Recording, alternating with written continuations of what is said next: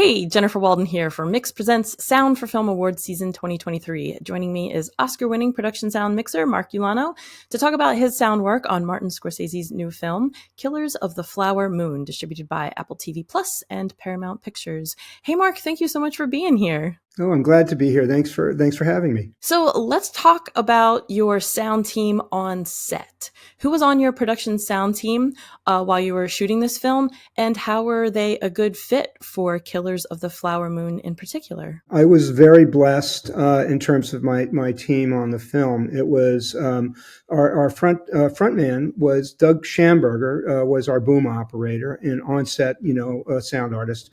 And Doug is, he's basically boom royalty. He has two significant films out this year.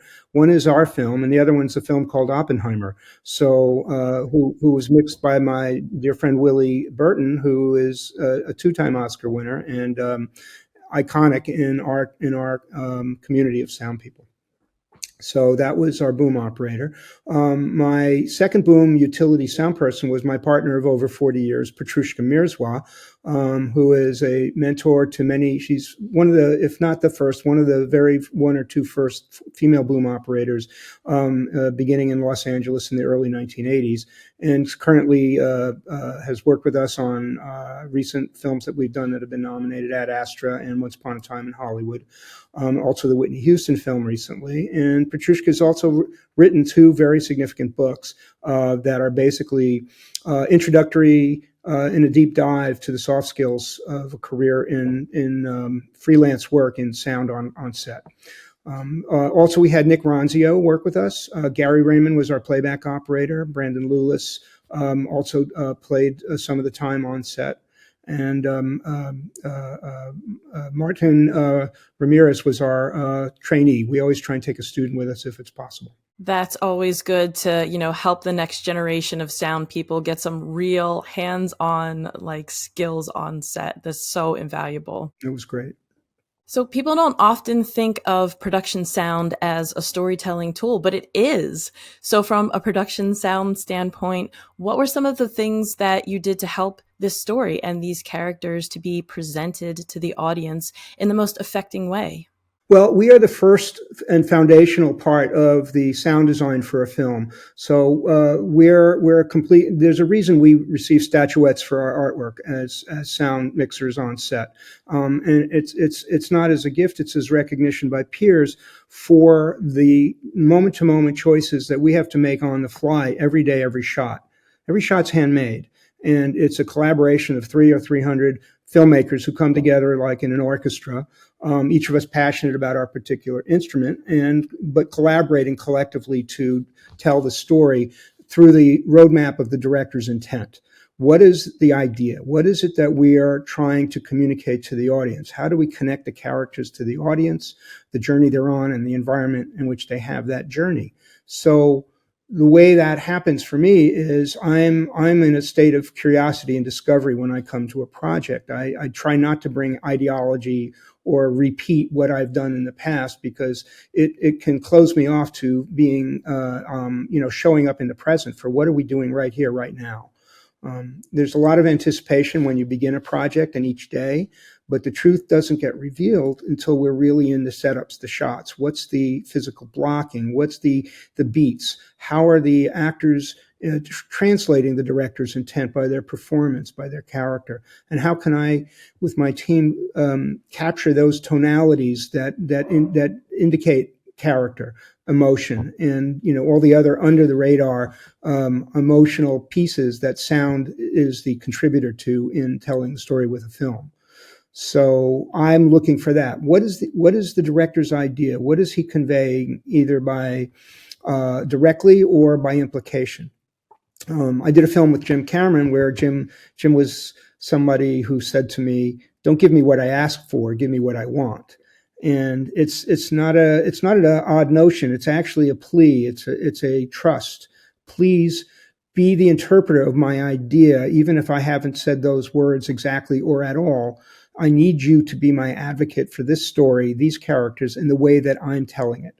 So I hope that answers your question, but that's basically for me. In this particular show, we had many different elements that were unusual, challenging. Environmentally, we were in very hot summer, in Oklahoma.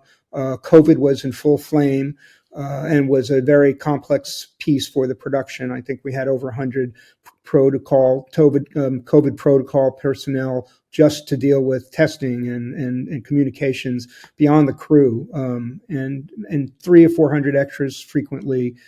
It was complex, and yet we're all sort of seasoned filmmakers, and so we come together, and like musicians, there's a lot of nonverbal communication, and we sort of have this fluency that comes over time of understanding what is it that we need to do today, right now, this shot, and then we do that. And so dealing with COVID, were you allowed to get close and, radio mic the actors, or did you have to have it sewn into the clothes, or how did you guys deal with that in the COVID situation? We were all in what they have multiple zones, and so we're A zone, which means that we're in the same zone as the actors. We're performing behind the camera while they're performing in front, and to arm's length or put a barrier between us and the actors is a hindrance that's challenging. It's doable, but it does diminish or lower the percentages of interaction and success ultimately. We were in close quarters. We do what people do in the music world in close quarters, collaborating as a creative music producer does with the performers who are capturing those performances. So my team is in close with Leo or Bob or Lily, every day, all day long, in collaboration with our wardrobe department, our makeup department, our production department, background.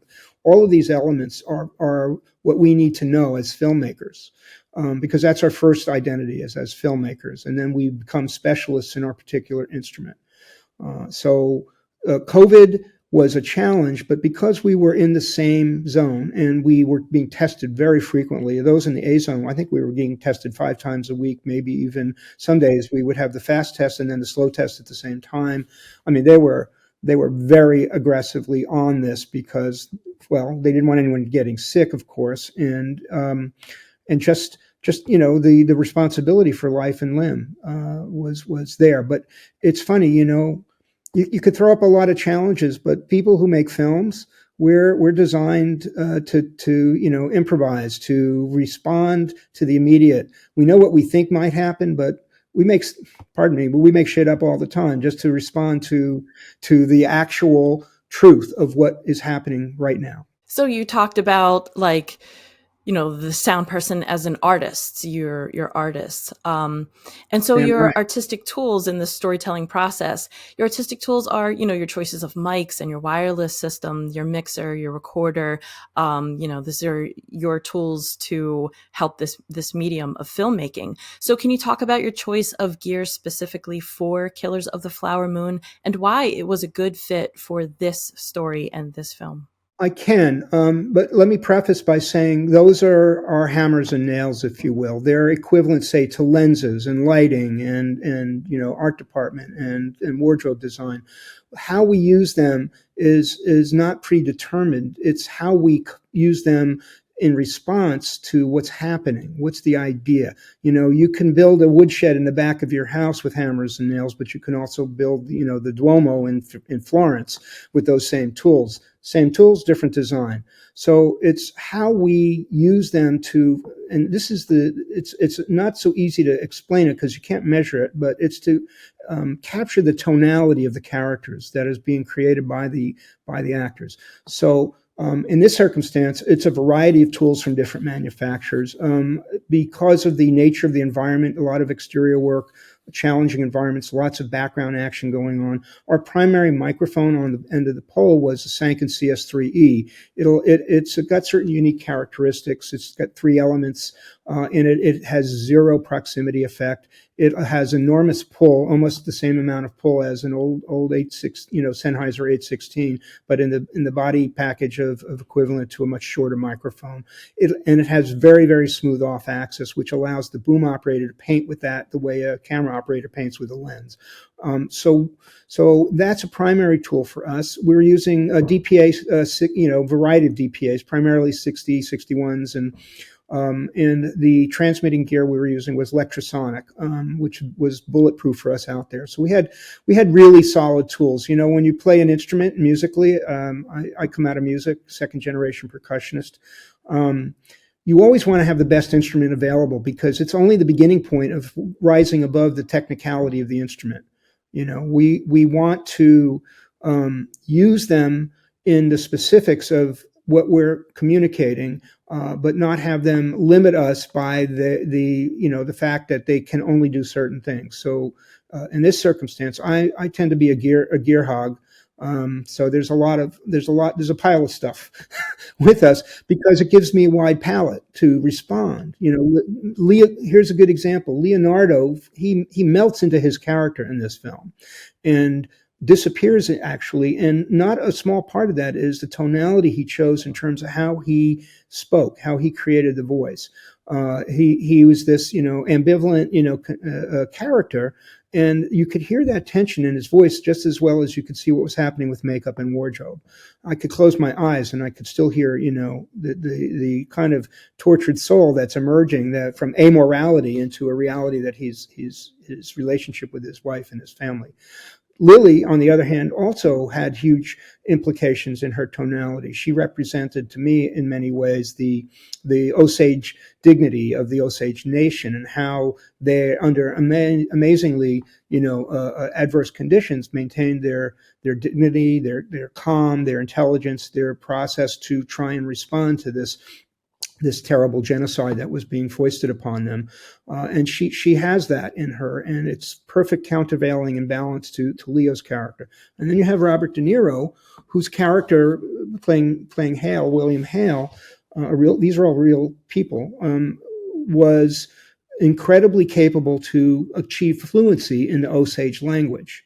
And by doing that, he does what people coming into an alien culture do first to be accepted, is become fluent in the language. So he used language as a tool for deception, if you will, because he took the position as a character as the primary liaison between the white and Osage communities.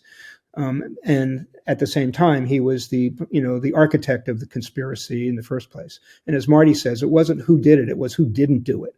And so, but to have that concentrated into a single character, to distill it down so that an audience can experience that, not just by the words or, they have to feel these characters. We have to invite them to believe in the characters, the journey they're on, and those environments that they travel that journey. And these were eminently, superb actors, as you can, as everyone would understand, under the conducting or directing of one of the great iconic directors of filmmaking ever. So, and that's not a small piece of why this works. It's Marty. He understands the position of delegating by trust his advocates around the team, the artist team that, everyone on that set is a filmmaker, is an artist in their own unique specifics, particularly, cinematography, sound, wardrobe, editing, every piece of this is how do we tell this story as a unit, as a band, as an orchestra, so that the audience doesn't see our work marks. They just dive in and take the ride. And so you spoke of tonality, different mics, they're better at representing different frequencies, or impart a bit of color to the sound itself. Because you have such three different performances, did you choose different lav mics for each different character? Actually, yes. I think we were stable. I mean, there were occasions in the boom that we would use Shep's, Shep's CMITs and even Shep's MK41s. And, a lot of these tools are part of the regular palette of tools available to us all. But it's how they get blended, combined. I try and give it a simpler description by moving back and forth on the line between first person and third person. Are we inside the psychology of the character speaking, or one of the characters in the scene receiving that, reacting? Reacting is as important as acting. So I think of that as first person, and it's an idea in my head, not something I could put on a measure on a meter, but it's something I know when it's there. And we migrate from there to the other extreme of third person, fly in a wall, reportage. reportage. We're observers witnessing something, but that is something we communicate by microphones, their placement and their tonality. You know, they all claim a neutrality. I will say with great affection that they are not so neutral. I think they have character and they are specific for particular purposes. Todd Maitland, I think, gave a great talk when he was talking about Steven Spielberg's West Side Story in his run-up to that film, testing microphones to match tonality of characters who will be performing musically and dialogue on camera. It's the same idea. You know, I mean, here's a lens analogy. I can do a waist-up single with a 100-millimeter lens. I can make the same shot scale with a 50-millimeter lens, still a waist-up single, and even a third lens, a 25-millimeter lens, move it in, and same thing. But each one of those lenses is saying something different. They're giving a different implication, a different kind of feel to the audience. That's how I see microphones working for us. Even though we use the same microphones, it's not just lav or boom. It might be one microphone, it might be 15. Where's the head turn? What's the implication? Is the audience getting the information? Are we revealing character here? Or are we creating a mystery here, you know, or both? I don't know until I get there and see what we're really doing. And so you've had a long, illustrious career, of course, production sound mixer, working on all the Tarantino films, of course, winning that Oscar with James Cameron on Titanic. You have seen improvements in sound technology throughout your career. How do you keep up with the changes in technology related to the sound industry? Well, first of all, it's some of the most fun in the world. But second, it's having a philosophy of being a perpetual student. You know, Segovia was practicing his guitar in his 90s. Why? He wanted to stay relevant and fluent in his instrument. He was teaching people 50 years, 60 years younger than him. Why? Because he would learn from the newer generation the things that would keep him, you know, apprised of things evolving in his own art form. So I look at this the same way. When I teach, I'm learning. When I look at the newer technologies, I don't use them as replacements for what I've learned in the past. I mean, I came out of the generation, monotrack Nagras, minimal miking, radios only on occasion, and it's not with nonlinear file-based, you know, discrete tracks. It's one track. You get it or you didn't. Done. There's no isotope. There's no, you know, you needed to get it and get it on take one if that's all you got. And so that's also documentary background is amazingly helpful for this. And so that's how I approach this. I still am making my pass at the mix that makes sense for this scene, this moment in this scene, how it connects with the shot before, the shot after, the scene before, the scene after.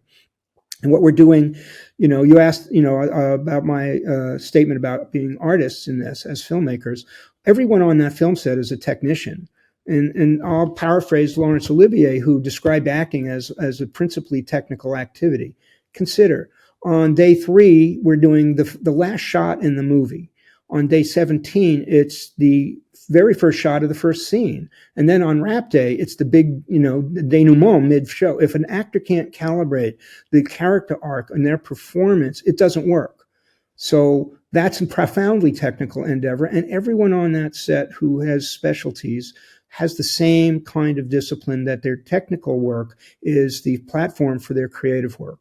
We need to know how to play our instrument, but how we play our instrument becomes a voice for our unique talents individually. And so you said you're a perpetual student, and every project offers an opportunity to learn something new about your craft or to see what you do in a new light. So what have you learned while capturing the sound of Killers of the Flower Moon? How was this film enlightening for you? Well, it's very interesting because it was one of the rare moments in filmmaking in my life, which is, you know, I won't tell you how many years because it starts with a 5. Long and illustrious. Yeah, well, you know, I just have been privileged to be present for doing the thing I love every day. That's a really, you know, key piece. But in this situation, we were in the real locations, in the real environments where these crimes and conspiracies took place and were enacted. We were with, I think, over 40% of the team on the film, both behind and in front of the camera, were related in some way or descendants or at least members of the Osage Nation, of that community. And so there was a authenticity that emerged in our experience that affected how we approached the work.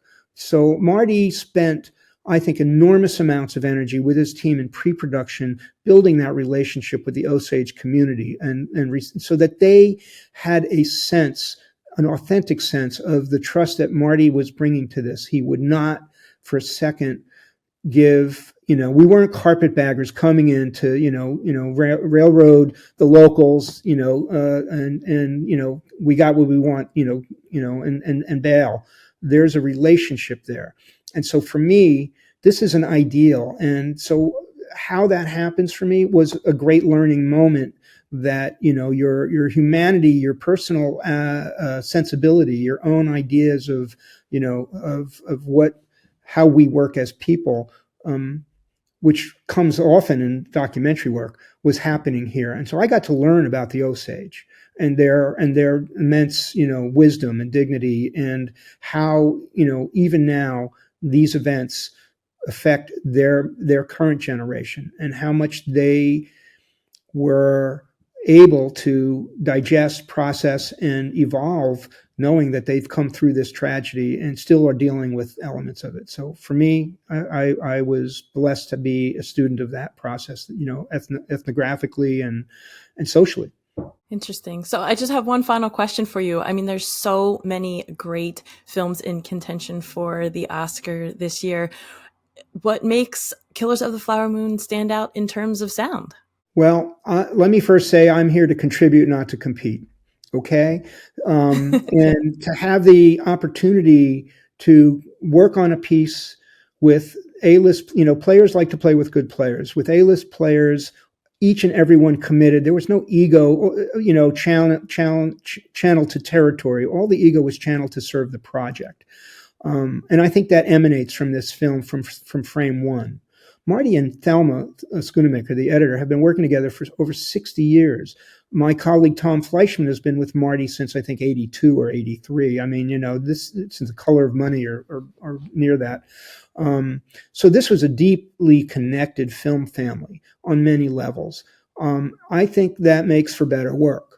I think there's room for there being more than one kind of great work in the field, and so I think we just have a rich year this year. I mean, I'm delighted that people have gone to the theater to see our film, to see Oppenheimer, to see Barbie, to see Maestro. These are all deeply passionate, caring films that are not just cookie cutter repeats of what we think works in the marketplace. They're adult films for adults who want to go and have an experience in a theatrical environment. Mark, I appreciate your time. Thank you so much for being here to talk about Killers of the Flower Moon with me, and best of luck to you this Oscar season. Thank you, Jennifer. Much appreciated. I've already had the good luck. The thing is the doing. It's nice to get a little gold man to put on your mantle. It's good for your parents and your kids, and it can mess you up if you don't interpret it properly. The real thing is the opportunity to do the thing. That's the joy. Thank you. That's why I show up to work every day. Me too. Me too. Yeah.